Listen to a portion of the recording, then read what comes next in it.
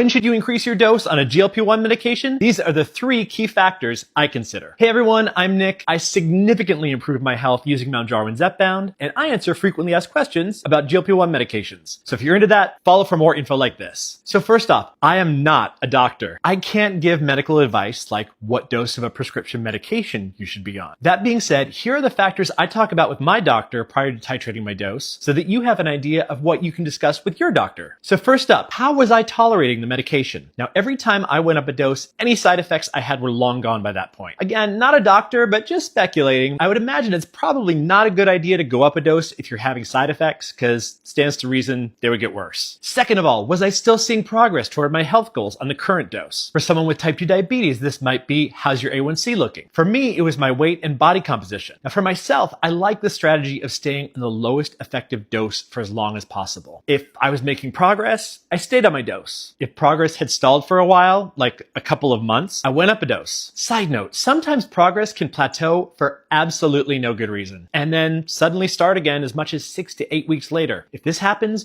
do not panic. 99% of people will experience a plateau, and it doesn't necessarily mean that you're doing anything wrong. Bodies are weird. So talk to your doctor about whether this might be just a temporary plateau or if you've really stalled. And then number 3, I took stock of where my hunger, appetite, and food noise were. For example, I knew it was time to go up a dose when I started thinking about lunch while I was eating breakfast and thinking about dinner when I was eating lunch. Plus, my progress had stalled. So those are the 3 factors I consider. For those of you who take these medications, when did you know it was time to increase your dose?